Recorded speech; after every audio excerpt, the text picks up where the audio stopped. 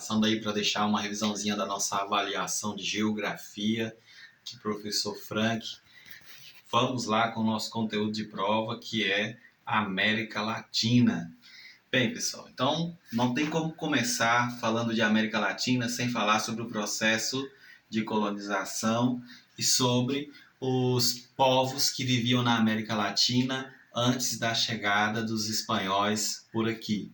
Veja bem, digo espanhóis porque os espanhóis chegaram na América Latina primeiro do que os portugueses. Então, quando eu falo a chegada dos espanhóis, quero dizer a respeito do processo de colonização que sofreram os incas, maias e astecas. Lá na avaliação de vocês vão ter que localizar aonde viviam os astecas, os maias e os incas.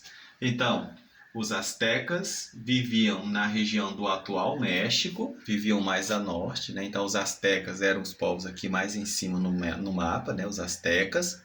Na América Central viviam os maias e aqui na América do Sul, na região montanhosa da Cordilheira dos Andes, viviam os incas. Então estes eram os três povos da América pré-colombiana que por aqui viviam. Bem, na prova você vai ter que também identificar onde que é a América Latina.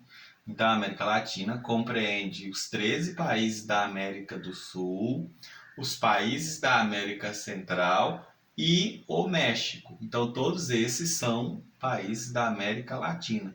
Os únicos países que não são da América Latina são o Canadá e os Estados Unidos, que eles são chamados de América Anglo-Saxônica. Do México para baixo, nós temos todos os países que constituem a chamada América Latina. Lá na prova, vocês vão ter que identificar quais que foram os legados deixados por cada povo, né?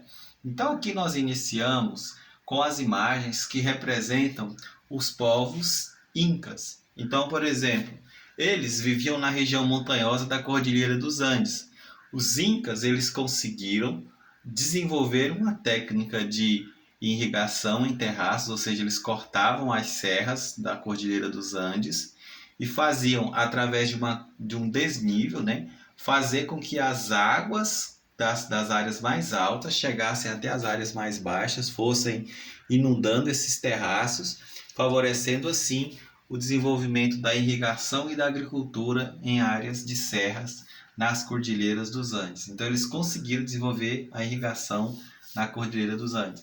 Aqui está o animal que foi domesticado pelos incas, a lhama. Então a lhama ela era muito importante para o transporte, muito importante no fornecimento de lã, né? Então a lhama ela tem um papel importante para os povos incas na América Latina. Aqui nós temos um sistema de amarração de cordas, que foi um sistema de matemática desenvolvido pelos incas. Esse sistema de matemática ficaram conhecidos como os quipós. Aqui nós temos um produto que é muito consumido no mundo e que foi domesticado pelos incas também, que é a batata. Então a batata é um alimento que foi domesticado pelos incas. Então aqui agora nós vamos ver alguns legados deixados pelos astecas. Então eles domesticaram o cacau, domesticaram o milho, né? Eles também foram importantes em algumas questões, como por exemplo, eles conseguiram desenvolver um calendário lunar, né? Um calendário solar. Então eles tinham uma grande pedra e essa pedra ela servia também para eles saberem o momento exato para desenvolver a agricultura. Também eram construtores de grandes templos religiosos, de onde lá de cima eles realizavam sacrifícios humanos. Então os astecas realizavam sacrifícios humanos nesses templos. Eles também, como sua capital Tenochtitlan ficava numa região pantanosa, eles conseguiam converter esses pântanos em áreas agrícolas, o que ficou conhecido como chinampas. Então não se esqueça, você deve colocar na prova que essas informações, todas elas pertencem aos astecas. Bom, lá na colonização da América Latina, nós vamos lembrar o seguinte, que quando os espanhóis e portugueses chegaram por aqui da América Latina, o processo de colonização se deu do modo exploratório. Então, eles eles retiraram as riquezas naturais que existiam aqui na América Latina, como o ouro, a prata, o pau-brasil, todos estes para abastecer a metrópole, de modo que esse foi um fator decisivo para que a América Latina fosse uma região subdesenvolvida. Então, se hoje nós temos os problemas sociais, se hoje a América Latina é uma região subdesenvolvida, é fruto do processo de colonização exploratório.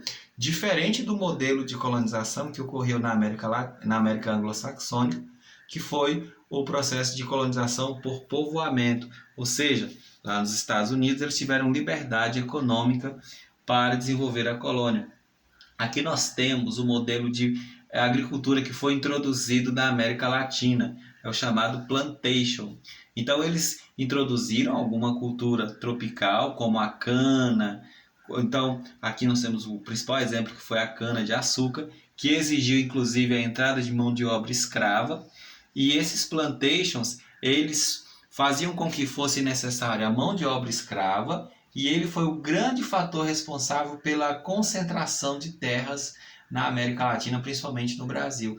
Então, se hoje nós temos grandes proprietários de terras, isso é fruto lá do processo de colonização através da introdução das plantations, onde se utilizava mão de obra escrava em grandes eram monoculturas, ou seja, uma única atividade econômica, como é o caso da cana, e foi um fator concentrador de rendas, ou seja, grandes propriedades de terra foram construídas a partir das plantations.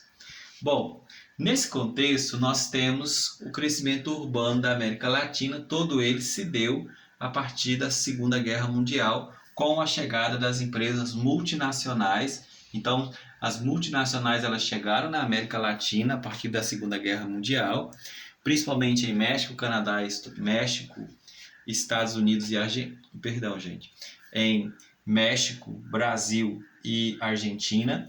E como esse crescimento urbano se deu de forma muito rápida, em razão do êxodo rural, ou seja, a migração do campo para a cidade, nós tivemos o crescimento desorganizado das cidades, onde surgiram as favelas, e aí você vai ter que escrever essa questão, você vai dizer, olha, o crescimento urbano brasileiro, assim como na América Latina, se deu de forma rápida e desordenada, sem infraestrutura, onde as pessoas passaram a abrigar em habitações desumanas, sem saneamento básico, sem acesso à energia, sem acesso à saúde e educação de qualidade. E isso foram fatores condicionantes para o desenvolvimento da violência. Então, esse cenário de violência existente nas grandes favelas é fruto desse processo de crescimento urbano desordenado, sem qualificação e de modo que promoveu a desigualdade social. Se hoje você tem na América Latina pessoas que têm grande capital, você tem uma grande maioria da população que vive nas áreas de favela, desprovido de assistência do governo e desprovido, inclusive, de benefícios básicos como saúde, educação, saneamento e habitação digna. É isso que você vai escrever lá na sua prova. Bom, aqui nós observamos a grande diferença entre a América Latina e a América anglo-saxônica. A América anglo-saxônica foi colonizada pelos ingleses e franceses. Então, a sua colonização se deu de modo que permitiu a eles a liberdade de comércio.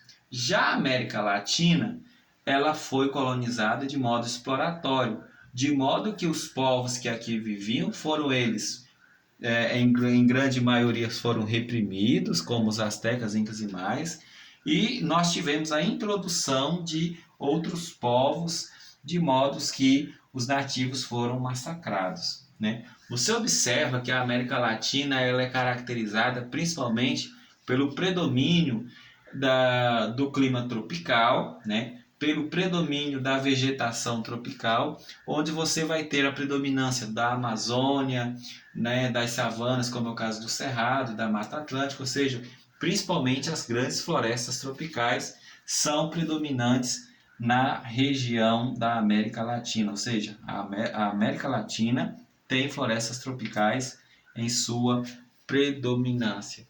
Você vai ter que escrever também sobre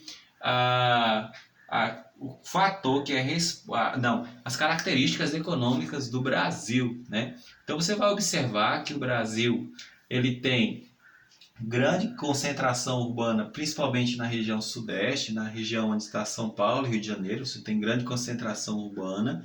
O Brasil é um grande produtor de commodities, um grande produtor de commodities agrícolas, né?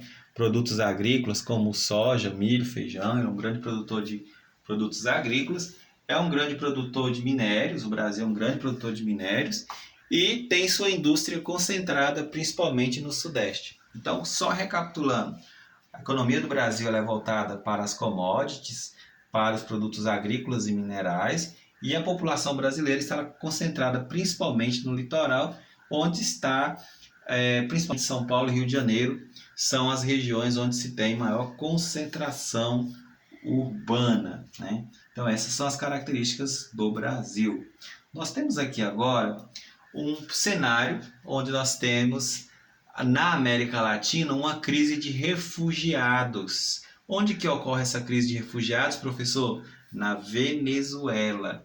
Você vai observar então que a Venezuela ela entrou em crise durante o governo de Nicolás Maduro, sucessor de Hugo Chávez, porque a Venezuela é um país dependente de petróleo, né? Ele é o país que tem as maiores reservas de petróleo do mundo.